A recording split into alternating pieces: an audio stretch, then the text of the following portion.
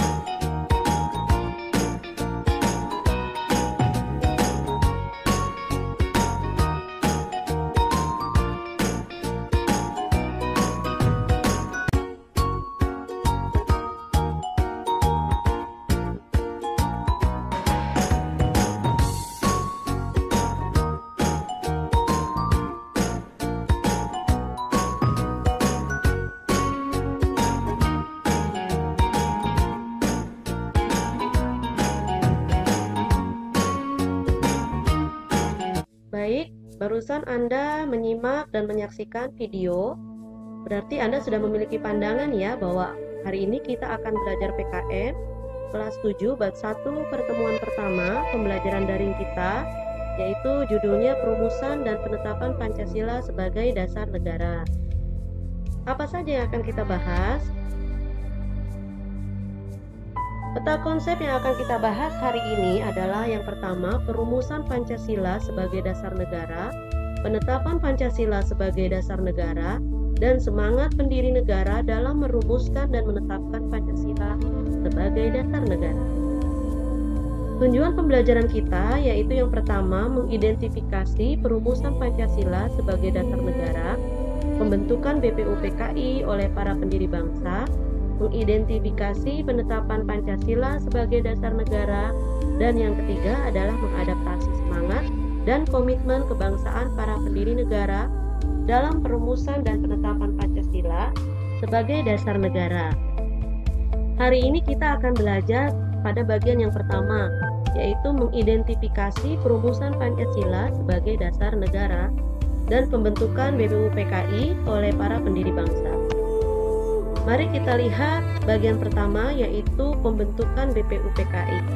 Kita melihat timelinenya ya, yaitu sejarahnya. Anda dapat lihat bahwa yang pertama adalah penjajahan Belanda. Kita dijajah Belanda kurang lebih 350 tahun.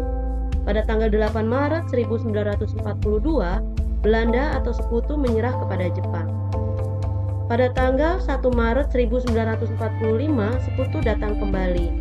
Karena itu Jepang membentuk Dokuritsu Jubyuto Yosakai, yaitu Badan Penyelidik Usaha Persiapan Kemerdekaan Indonesia atau BPUPKI.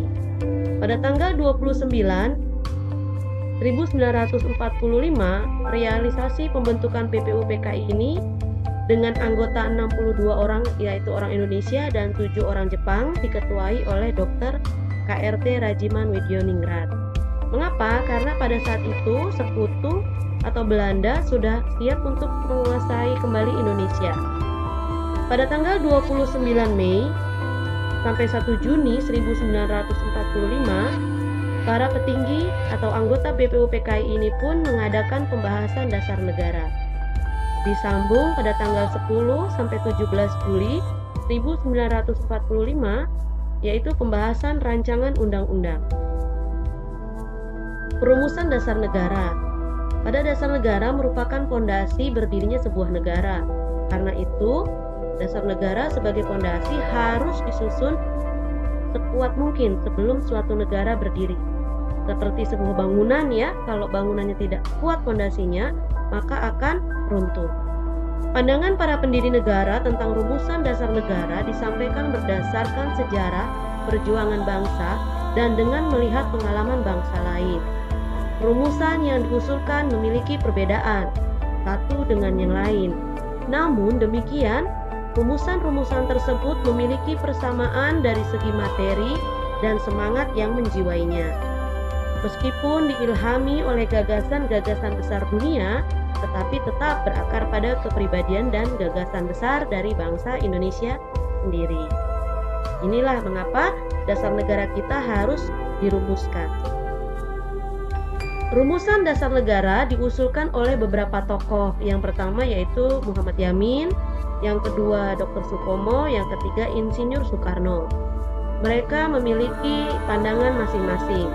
Muhammad Yamin, yaitu yang pertama ketuhanan yang Maha Esa, yang kedua kebangsaan persatuan Indonesia, yang ketiga rasa kemanusiaan yang adil dan beradab, yang keempat kerakyatan yang dipimpin oleh hikmat kebijaksanaan dalam permusyawaratan perwakilan, yang kelima keadilan sosial bagi seluruh rakyat Indonesia.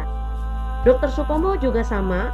Beliau mengajukan dasar negara, 5 dasar negara. Yang pertama adalah persatuan, yang kedua kekeluargaan, yang ketiga keseimbangan lahir dan batin, yang keempat musyawarah, yang kelima keadilan rakyat.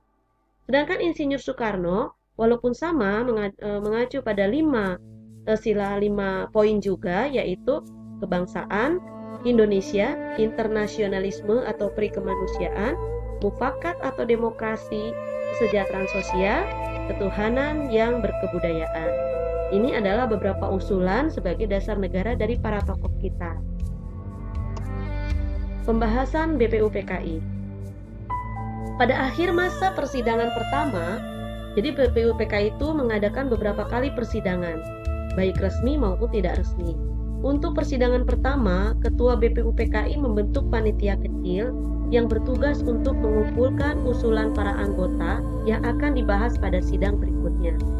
Panitia kecil ini beranggotakan 8 orang, di bawah pimpinan Insinyur Soekarno dengan anggota Ki Bagus Hadikusumo, Kiai Haji Wahid Hasyim, Mr. Muhammad Yamin, Sutarjo Karto Hadikusumo, A.A. Maramis, Oto Iskandar Dinata, dan Dr. Andes Muhammad Hatta. Sesudah sidang Cusang-in, panitia kecil mengadakan rapat dengan 38 anggota BPUPKI di kantor besar Jawa Hokakai.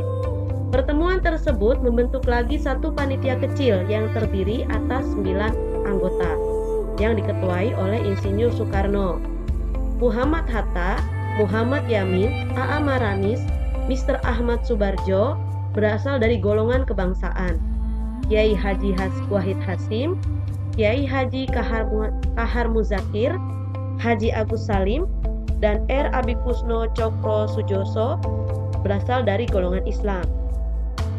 Panitia kecil yang berjumlah 9 orang ini dikenal dengan sebutan Panitia 9, yang bertugas untuk menyelidiki usulan-usulan mengenai perumusan dasar negara.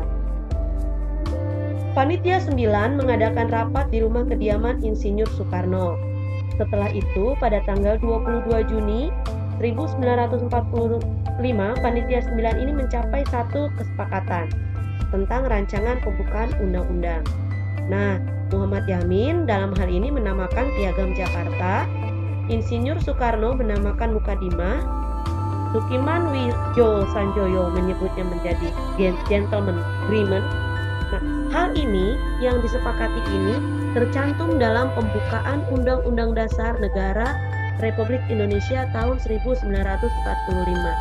Saya rasa Anda juga sudah mengetahuinya ya. Anda bisa membuka kembali buku Anda atau Anda bisa browsing isi dari pembukaan Undang-Undang Dasar 1945 tersebut. Naskah Mukadimah yang ditandatangani oleh 9 orang anggota Panitia 9 dikenal dengan nama Piagam Jakarta atau Jakarta Charter. Panitia kecil penyelidik usul-usul berkeyakinan bahwa Mukadimah dapat menghubungkan, mempersatukan paham-paham yang ada di kalangan anggota-anggota BPUPKI. Selanjutnya, naskah Mukadimah tersebut dibawa ke sidang kedua BPUPKI tanggal 10 sampai 17 Juli 1945. Pada tanggal 14 Juli 1945, Mukadimah disepakati oleh BPUPKI. Perubahan isi dasar negara dalam Mukadimah. Dalam alinea keempat, naskah Piagam Jakarta tersebut terdapat rumusan dasar negara sebagai berikut. Ketuhanan dengan kewajiban menjalankan syariat Islam bagi pemeluk-pemeluknya, kemanusiaan yang adil dan beradab, persatuan Indonesia, kerakyatan yang dipimpin oleh hikmat kebijaksanaan dalam permusyawaratan perwakilan, keadilan sosial bagi seluruh rakyat Indonesia. Hal ini mengalami perubahan, yaitu pada poin pertama, ketuhanan yang Maha Esa. Mengapa hal ini bisa terjadi perubahan? Perubahan terjadi karena latar belakangnya adalah Muhammad Hatta bermula dari datangnya utusan Opsir Kaigun atau Angkatan Laut Jepang. Mereka memberitahukan bahwa wakil-wakil Protestan dan Katolik dari wilayah yang dikuasai oleh Angkatan Laut Jepang merasa keberatan dengan bagian kalimat rumusan dasar negara dalam naskah Piagam Jakarta. Kalimat yang dimaksud adalah ketuhanan dan kewajiban menjalankan syariat Islam bagi pemeluk-pemeluknya. Terhadap keberatan tersebut, sebelum sidang PPKI dimulai, Muhammad Hatta mengajak Ki Bagus Hadikusumo, Kiai Haji Wahid Hasyim, Mr. Kasman Singodimedjo, dan Mr. Tengku Muhammad Hasan mengadakan suatu rapat pendahuluan, supaya tidak terpecah sebagai bangsa. Tokoh pendiri bangsa yang bermusyawarah telah bermufakat untuk menghilangkan bagian kalimat tersebut dan menggantinya dengan rumusan ketuhanan yang Maha Esa. Rumusan dasar negara kita kenal sekarang dengan Pancasila. Anda pasti masih mengingat ya isi dari Pancasila tersebut. Baik, sampai situ saja. Semoga Anda memahami apa yang kita pelajari hari ini. Sebagai tugas, silakan Anda bisa menjawab pertanyaan-pertanyaan berikut ini dengan membuka lagi, dengan membaca lagi, dengan menyimak lagi video yang telah disampaikan di awal.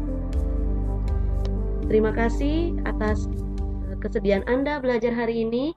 Semoga Anda tetap sehat, tetap semangat. Assalamualaikum warahmatullahi wabarakatuh. Alhamdulillah selesai sudah pembelajaran hari ini. Semoga Anda semua dapat menyimak video yang tadi disampaikan sehingga dapat mengambil ilmu yang disampaikan. Untuk selanjutnya silakan kerjakan tugas yang tadi diberikan.